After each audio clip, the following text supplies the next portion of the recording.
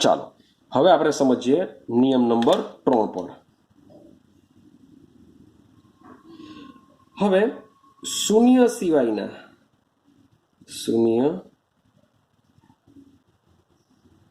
સિવાયના બે અંકોની વચ્ચેના શૂન્ય અંક, શૂન્ય સિવાયના બે અંકોની વચ્ચે શૂન્ય અંકો અર્થસૂચક છે. બે અંકોની વચ્ચે મીન્સ કે શૂન્ય સિવાયના અંકો હોય તો એની વચ્ચે જો 0 આવેલો હોય તો એ પાછો અર્થસૂચક કહેવાશે. ક્લિયર? જેમ કે એક્ઝામ્પલ તરીકે લઈએ, મારી પાસે 4.0005 આ રીતના છે, તો શૂન્ય સિવાયના અંકો તો 4 ને 5 શૂન્યની કહેવાશે, શૂન્ય સિવાયના અંકો કહેવાશે. હવે તેમની વચ્ચેના શૂન્ય, એમની વચ્ચેના શૂન્ય કેટલા છે? 1 2 3, તો આ લોકો પણ અર્થસૂચક અંકો કહેવાશે. માટે ટોટલ અર્થસૂચક અંકો કેટલા થવાના? તો 1 2 3 4 5, ટોટલ 5 અર્થસૂચક અંકો ઉતરે છે નિયમમાં.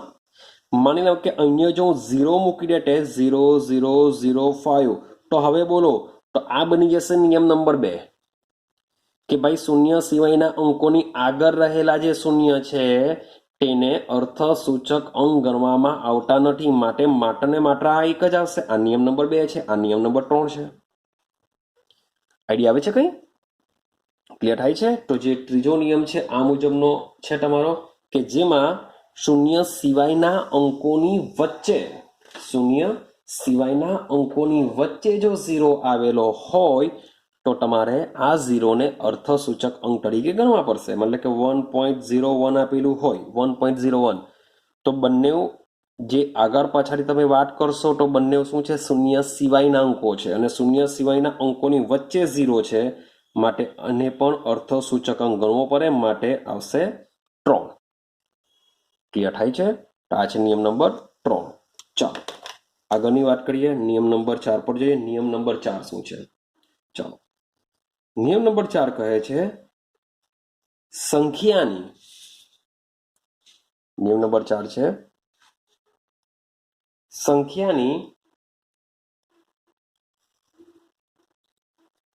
જમણી બાજુના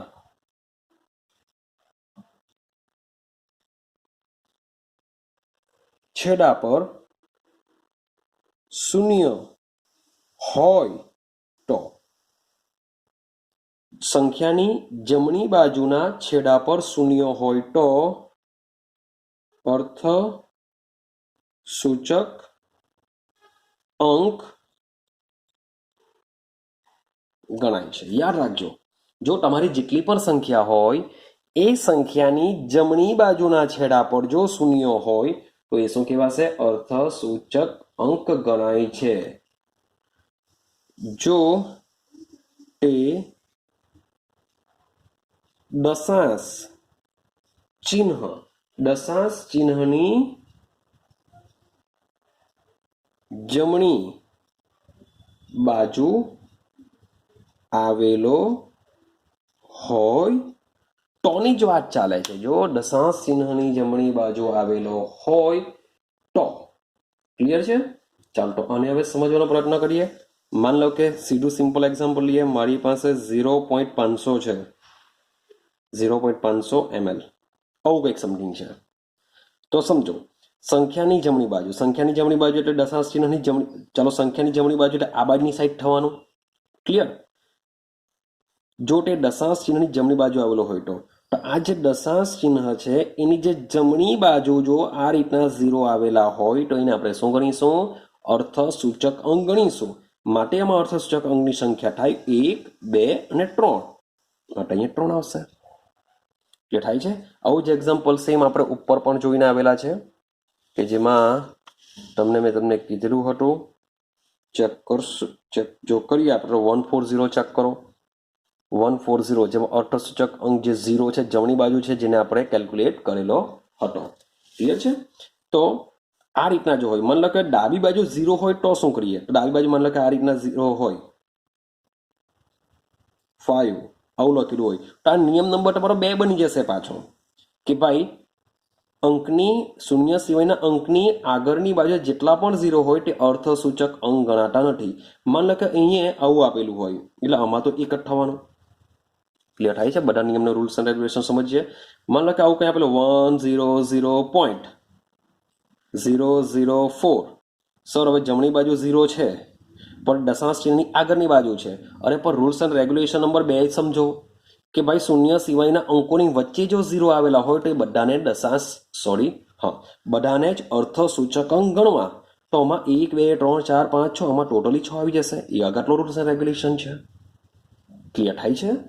તો આ જે રૂલ્સ એન્ડ રેગ્યુલેશન છે તેમાં એટલું યાદ રાખવાનું કે સંખ્યાની જમણી બાજુના છેડા પર જો 0 આવેલો હોય તો આપણે શું કરશું? એને અર્થસૂચક અંક ગણીશું.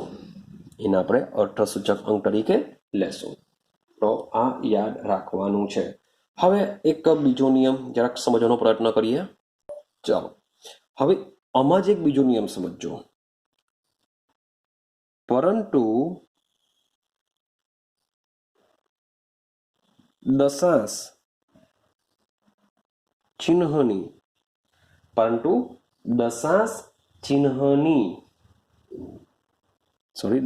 ચિહ્ન સિવાયની સંખ્યામાં મીન્સ કે એવી સંખ્યા કે જેમાં દશાંશ ચિહ્ન એટલે કે પોઈન્ટ આવવું જોઈએ નહીં. તો દશાંશ ચિહ્ન જ જો નહીં હોય તો એવી સંખ્યામાં જમણી બાજુ આવેલા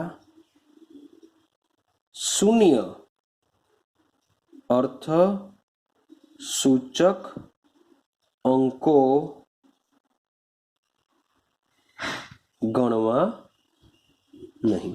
સૌથી પહેલા સમજો 0.100 આવું જો હોય તો અહીંયા દશાંશ ચિહ્ન છે. અહીંયા શું છે? દશાંશ ચિહ્ન છે. તો આવા કિસ્સામાં દશાંશ ચિહ્નની જમણી બાજુ જે 0 આવેલા છે તેને ગણવા પડે. માટે આમાં અર્થસૂચક અંકો થઈ જાય 3. ક્લિયર? પણ રૂલ્સ એન્ડ રેગ્યુલેશન શું છે? દશાંશ ચિહ્ન સિવાય માન લો કે પોઈન્ટ અહીંયા નથી તો હું પોઈન્ટ લખું 0100 આ રીતના લખું. તો આની જો વાત કરીએ તો આવી સંખ્યામાં જે જમણી બાજુ જે આવેલા 0 છે તેને આપણે ગણતા નથી. માટે આમાં અર્થસૂચક અંક થઈ જશે 1. તમે કહેશો 0 સર 0 તો અગાડી ભાઈ આવતું જ નથી. તો આ રીતના કિસ્સામાં જે દશાંશ ચિહ્નો જો ન હશે અને જે જમણી બાજુના જે 0 છે તેને આપણે અર્થસૂચક અંક તરીકે ગણતા નથી. ક્લિયર છે? આ પણ તમારે યાદ રાખવું પડશે. ચાલો લાસ્ટ પોઈન્ટની વાત કરીએ. લાસ્ટ પોઈન્ટ શું છે સમજવાનો પ્રયત્ન કરજો. ચાલો ચોક્કસ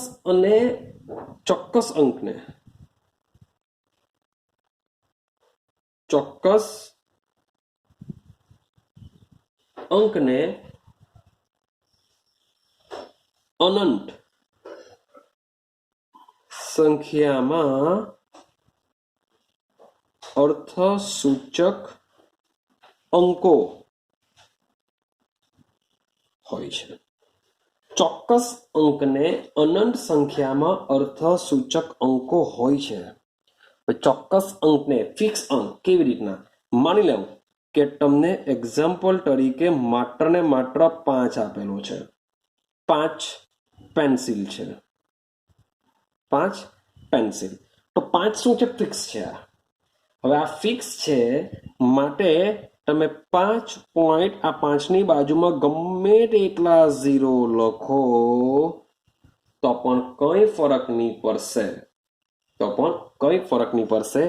આવી સંખ્યામાં અર્થસૂચક અંક એક જ હોય છે કારણ કે 5 છે એટલે કે સંખ્યા એક જ આવશે. ક્લિયર થાય છે? તો ચોક્કસ છે એટલા માટે. ચાલો બુકમાં આપેલું છે ભાઈ 20 ઈંડા. તો 20 ઈંડાની જો વાત કરીએ તો 20 ઈંડા ફિક્સ છે. તો 20ની બાજુમાં તમે ગમે તેટલા ભાઈ દશાંશ ચિહ્ન મૂકીને ગમે તેટલા મૂકશો તો પણ આમાં અર્થસૂચક અંકની સંખ્યા કેટલી આવશે? 2 20 એટલે અર્થસૂચક અંકની સંખ્યા 2 થશે. ક્લિયર થાય છે? તો આ રીતના તમે ગમે તે રીતના દર્શાવી શકો છો. ક્લિયર? તો 1 અને જે 10ની વચ્ચેની જે સંખ્યા છે તેને આપણે અર્થસૂચક અંકની સંખ્યા આપે છે. 1 અને 10ની વચ્ચેની સંખ્યાને આપણે અર્થસૂચક અંક તરીકે ગણીએ છીએ. ચાલો બીજું એક એક્ઝામ્પલ સમજીએ. માન લો કે તમને કંઈક આવું આપેલું છે. બુકનું જ એક્ઝામ્પલ છે હું લઈ લઉં છું. 4.01 × 10⁻².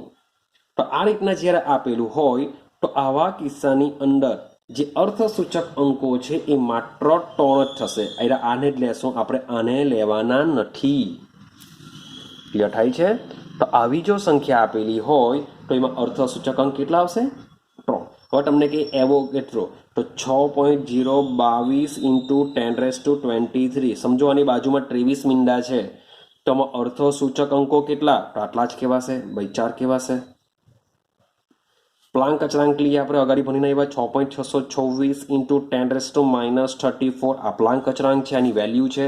તો પ્લાંક અચળાંકમાં અર્થસૂચક અંકો કેટલા? તો આને જ લેશું આપણે. 1 2 3 4. તો 4 અર્થસૂચક અંકો. ભાઈ પ્રકાશનો વેગ 3 × 10⁸ મીટર પ્રતિ સેકન્ડ. તો આમાં અર્થસૂચક માત્ર 1 જ કહેવાશે. ક્લિયર થાય છે? તો આ રીતે આપણે અર્થસૂચક અંકોની કેલ્ક્યુલેશન કરી શકીએ છીએ. રેડી? ચાલો હવે આપણે સમજવાનો પ્રયત્ન કરીએ કે આ જે અર્થસૂચક અંકો છે એનો સરવાળો, બાદબાકી, ગુણાકાર, ભાગાકાર કેવી રીતના કરવામાં આવે છે એમાં શું યાદ રાખવાનું છે? સિમ્પલ છે, તમે મે બી 10માં ભણીને આવ્યા હશો જ. ચાલો તો જોઈએ હવે નેક્સ્ટ પોઈન્ટ આપણો. અર્થસૂચક અંકોનો સરવાળો સમજીએ. ચાલો અર્થસૂચક અંકોનો શું કરીએ? સરવાળો સમજીએ. બરાબર સમજજો. માની લો કે મારી પાસે છે 2.01, મારી પાસે છે 15.0 અને મારી પાસે છે 10.001. આવી રીતના વેલ્યુ આપેલી છે 3. તો આવી સંખ્યાનો તમારે સરવાળો કરવાનો હોય તો કેવી રીતના કરી શકાય?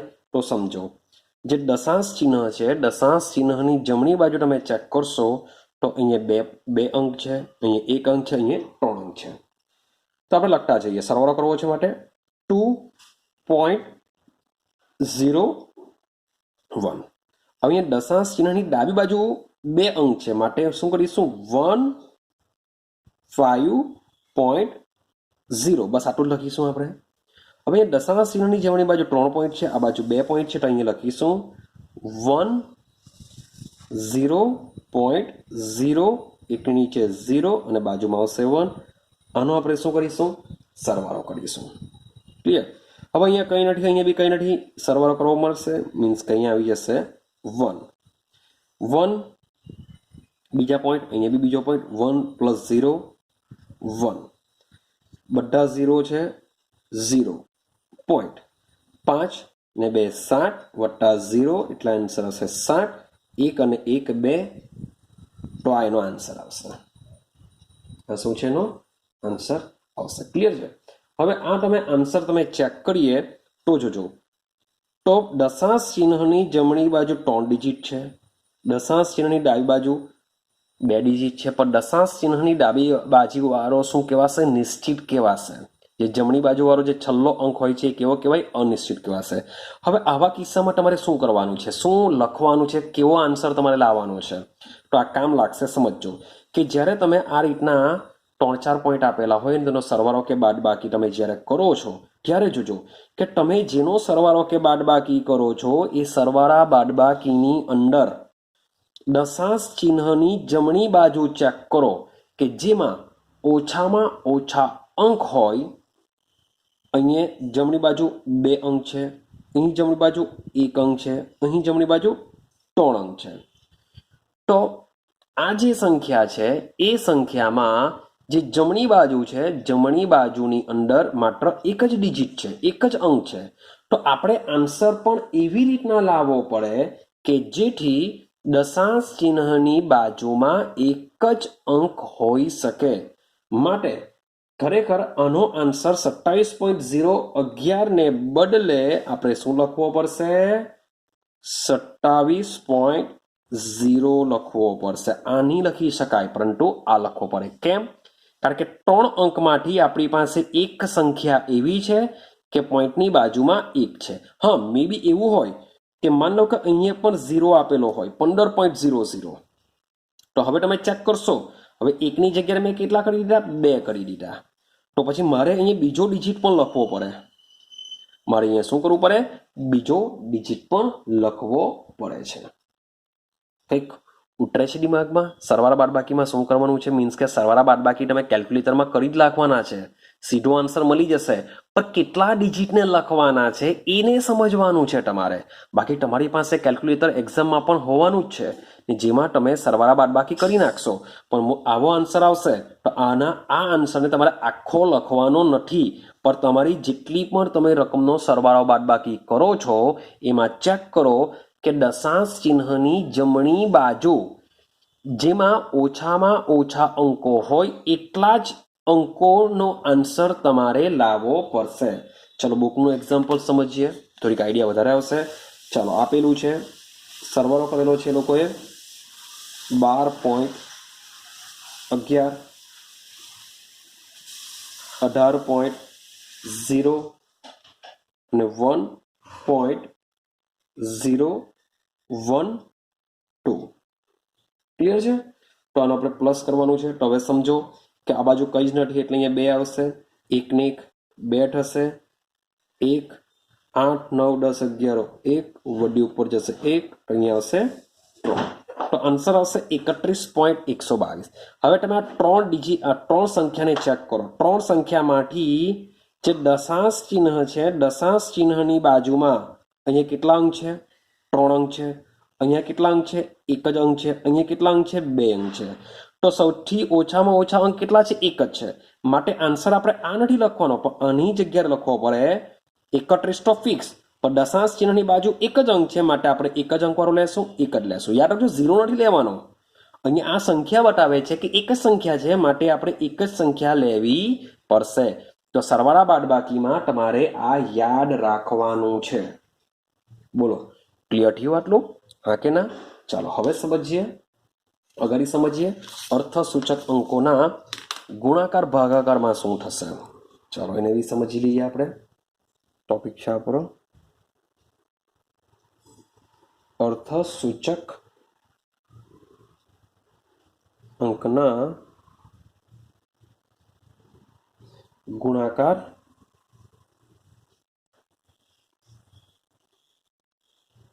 ભાગાકાર. ચાલો તો સેમ જ બંનેમાં કામ કરશે, માટે બંનેને આપણે સેમ જ લખીશું અને સમજીશું. માની લઉં કે તમને જેમ આપેલું છે તેમ બેઠું બુકનું લઈએ. 2.5 આપેલું છે ગુણ્યા 1.25 આપેલું છે. હવે તમે 2.5 ગુણ્યા 1.25 કરશો તો આન્સર તમને મળશે 3.125. આ રીતના તમે કેલ્ક્યુલેટરમાં આન્સર તમને મળશે. હવે સવાલ એવો આવે કે શું 3.125 હું આખો લખું કે પછી ઓછો કરવું પડશે? તો સમજો અહીં દશાંશ ચિહ્નની જમણી બાજુ 2 અંક છે, અહીં દશાંશ ચિહ્નની જમણી બાજુ 1 જ અંક છે. તો સીધી સિમ્પલ વસ્તુ છે કે તમારે શું કરવું પડશે? દશાંશ ચિહ્નની જમણી બાજુ 1 જ અંક લખવું પડશે, કારણ કે તમારી પાસે જેટલા પણ રકમ હોય, જેનો પણ તમે ગુણાકાર ભાગાકાર કરતા હો, એમાં તમારા સંખ્યામાં દશાંશ ચિહ્નની જમણી બાજુ જેમાં ઓછા અંક હોય તો એટલા જ અંકો આન્સરમાં પણ લાવવાના છે.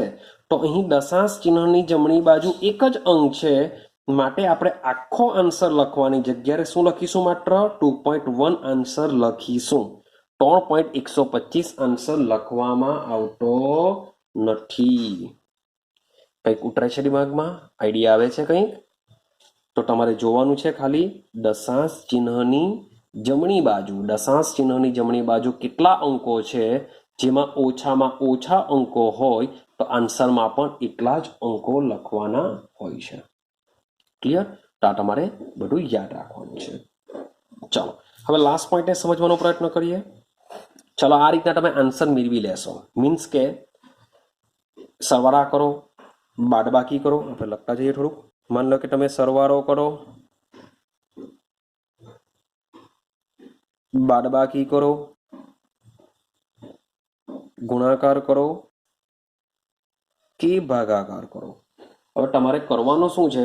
માની લો કે તમારે તમારા આન્સરમાંથી ઓછા કરવાના છે. તો કેવી રીતના શું કરીશું? તમને ઓલરેડી આવડતું હશે, ભણીને આવ્યા હશો, તે છતાં બી આપણે જરાક સમજીએ. જો એમાં પહેલો પોઈન્ટ જોઈએ. જો જમણી બાજુનો સૌથી છેલ્લો અંક 5 કરતા, શબ્દ બોલું છું, 5 કરતા વધારે હોય. જો છેલ્લો અંક 5 કરતા મીન્સ કે 6, 7, 8, 9 વોટેવર કંઈ બી હોઈ શકે, 5 કરતા વધારે હોય તો તેને દૂર કરી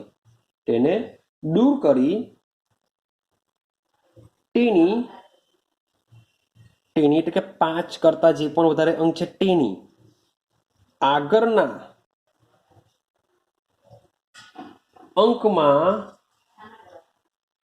એકનો વધારો કરવામાં આવે છે. સમજો શું કરવામાં આવશે? એકમાં વધારો કરવામાં આવે છે. હવે સમજો મારી પાસે આન્સર છે 2.407. આવું કંઈક છે. હવે મારે મતલબમાં આ મેં જે સરવાળો કર્યો હશે, બાદબાકી, ગુણાકાર, ભાગાકાર, વોટ એવર મેં કર્યું હશે, હવે મારે દશાંશ ચિહ્નની બાજુમાં માત્ર 2 જ અંકની જરૂર છે. 2 જ અંકની જરૂર છે એનો મતલબ થાય કે મારે આટલો જ આન્સર લેવો પડશે, 7ને કાઢવો પડશે. પણ 7ને જ્યારે આપણે કાઢીએ છીએ તો એમાં રૂલ્સ એન્ડ રેગ્યુલેશન યાદ રાખવાનો છે કે આ જે કાઢવાનો જે છેલ્લો અંક જેને આપણે દૂર કરીએ છીએ એ 5 કરતાં મોટો છે. તો 5 કરતાં મોટો છે માટે આને કાઢવું હોય તો આ 0 છે, 0માં આપણે શું કરવું પડશે? 1 એડ કરવું પડશે. માટે આપણે 2.40 ને બદલે શું લેવું પડશે?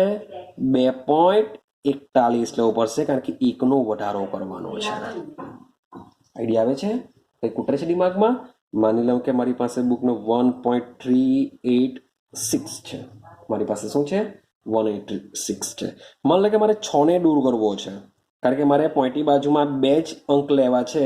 તો શું થાય? તો આનો આન્સર લખવો પડે 1.39, કારણ કે 6ને દૂર કરવો છે તો 5 કરતાં મોટો છે માટે 1 અંક એડ કરવો પડે. ક્લિયર થાય છે? ઉતરે છે કે દિમાગમાં? ચાલો માની લો કે મારી પાસે 1.0436 મે બી આવું કંઈક આપેલું છે. સમજો, બરાબર સમજવાનો પ્રયત્ન કરજો. અને મારે માત્ર 2 જ ડિજિટ છે, કારણ કે મેં આનો જે સરવાળો, બાદબાકી, ગુણાકાર, ભાગાકાર, વોટ એવર કંઈ બી કર્યું હોય, પણ મારી પાસે એક સંખ્યા એવી હતી કે જેમાં દશાંશ ચિહ્નની જમણી બાજુ 2 જ અંક હતા. માટે આન્સર બી શું કરવું પડશે? આ જ લેવો પડશે. તો આ જ જોડીએ તો પછી મારે 1.04 જ લેવું પડશે. આમાં 1 એડ કરવાની જરૂર નથી, જે આપણે પાછળથી ભણીશું. તો સૌથી પહેલા આટલું ક્લિયર થઈ ગયું. શું કરવાનું છે તે? જો તમે જે અંકને દૂર કરવા માંગો છો એ જો 5 કરતાં વધારે હોય તો છેલ્લા અંકમાં આપણે શું કરીશું? 1 એડ કરી દેશું. મીન્સ કે જે અંકને કાઢીએ છીએ એની આગળના અંકમાં 1 એડ કરવું. ચાલો બીજો રૂલ્સ એન્ડ રેગ્યુલેશન શું કહેવા માંગે છે? તો બીજા રૂલ્સ એન્ડ રેગ્યુલેશનની જેમ ચાલો હવે સેમ પાછું આખું નહીં લખતો. જમણી બાજુનો સૌથી છેલ્લો અંક 5 કરતા હવે ઓછો હોય તો શું કરીએ? જો 5 કરતા ઓછો હોય તો કંઈ પણ એડ કરવું નહીં. જો શું કરવાનું છે? 5 કરતા ઓછો હોય તો તેને દૂર કરી નાખો અને કોઈ પણ અંકમાં વધારો કરવો નહીં. મતલબ કે 1.043 આવું આપેલું છે, મારે બે જ દશાંશ ચિહ્નની બાજુ બે જ અંકની જરૂર છે, તો હું માત્ર શું લખા 1.04 લખા. ક્લિયર થાય છે? માની લો કે મારી પાસે 4.30 છે, 30 આ રીતના છે, મારે બેની જરૂર છે, તો હું શું લખા 4.30 લખા, કારણ કે 5 કરતાં ઓછો છે, કોઈ પણ એડ કરવાની જરૂર નથી. એ તો આવડી જશે. હવે લાસ્ટ પોઈન્ટને સમજવાનો પ્રયત્ન કરો.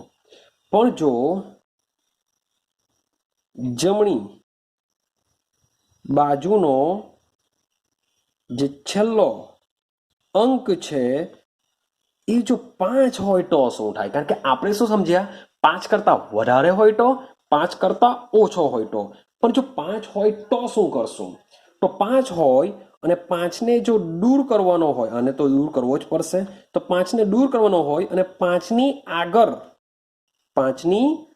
આગળ જો બેકી સંખ્યા હોય, એટલે કે 2, 4, 6, 8 એવા અંક જો 5ની આગળ પડેલો હોય, તો બેકી સંખ્યા હોય તો અંકમાં ફેરફાર કરવામાં આવતો નથી. એક એક્ઝામ્પલ આપો, આઈડિયા આવી જશે કે શું કહેવા માંગુ છું. માની લો કે મારી પાસે છે 60.225, મારી પાસે કંઈક આવું કંઈક છે. હવે લાસ્ટ ડિજિટ શું છે મારો 5, એને મારે દૂર કરવાનો છે, તો 5ની અગાડી 2 છે, જે બેકી સંખ્યા કહેવાશે, તો આને તમારે લખવું પડશે 7.22. શું લખવું પડશે? 7.22 આપણે લખવું પડશે. ક્લિયર થાય છે? માની લો કે મારી પાસે 5.25 છે, મારે 5ને દૂર કરવો છે, મારે 5ને શું કરવો છે? દૂર કરવો છે, તો આનો આન્સર લખાશે 5.2. ક્લિયર છે? આના કરતાં ઉલટું, જો જમણી બાજુનો છેલ્લો અંક 5 હોય અને 5ની આગળ એકી સંખ્યા હોય તો +1 ઉમેરવું. જો એકી સંખ્યા હોય તો શું કરવું પડશે? +1 ઉમેરવું. કેવી રીતના? માની લો કે મારી પાસે 5.15 છે, મારે 5 પોઈન્ટ મીન્સ કે એક દશાંશ ચિહ્નની બાજુમાં એક જ અંક લાવવો છે, 5ને કાઢવો છે, તો 5ને કાઢવો છે, તો 5ની આગળ એકી સંખ્યા છે, તો માટે મારે લખવું પડશે 5.2 લખવું પડશે. એટલે કે એકી સંખ્યા હોય તો એક એડ કરવું પડે, બેકી સંખ્યા હોય તો બેઠું, જો બેકી નો બ, બેઠાનો બ, તો બેકી હોય તો બેઠું મૂકો, એકી હોય તો એક ઉમેરો. ક્લિયર થાય છે? જો 5ની આગળ એકી સંખ્યા હોય તો એક એડ કરો, 5ની આગળ બેકી સંખ્યા હોય તો એક એડ કરવામાં આવતો નથી. માન લો કે 625 આ રીતના છે, 625, તો હું શું કરા 6.2 જ લખા. તો મારી પાસે 635 હોય તો હું લખા 6.4, કારણ કે 5ને કાઢવો છે, 5ની આગળ એકી સંખ્યા છે, તો એક એડ કરવું પડે. ભાઈ 5ને કાઢવો છે, 5ની આગળ બેકી સંખ્યા છે, તો બેઠું જ લખો. ક્લિયર છે? તો આ રીતે તમને અર્થસૂચક અંકોનું પણ આવડવું જોઈએ, જે તમને મે બી પૂછાય તો વીએસટીમાં પૂછાય અને કોઈ થિયરી પૂછાતી નથી. ક્લિયર છે? તો અહીં આપણે વિડીયોને સ્ટોપ કરીએ છીએ અને આગળના વિડીયોમાં આપણે આગળના ટોપિક સાથે મળીશું. હવે જેમ જેમ મીન્સ કે આગળ જશું તેમ ઇન્ટરેસ્ટિંગ શરૂઆત થશે, થોડીક થિયરીની શરૂઆત થશે, તો હવે ધ્યાન આપવું પડશે બરાબર. તો સમજતા જજો અને આનું પ્રિપેરેશન કરતા રહેજો. મળીશું હવે નેક્સ્ટ વિડીયોની અંદર.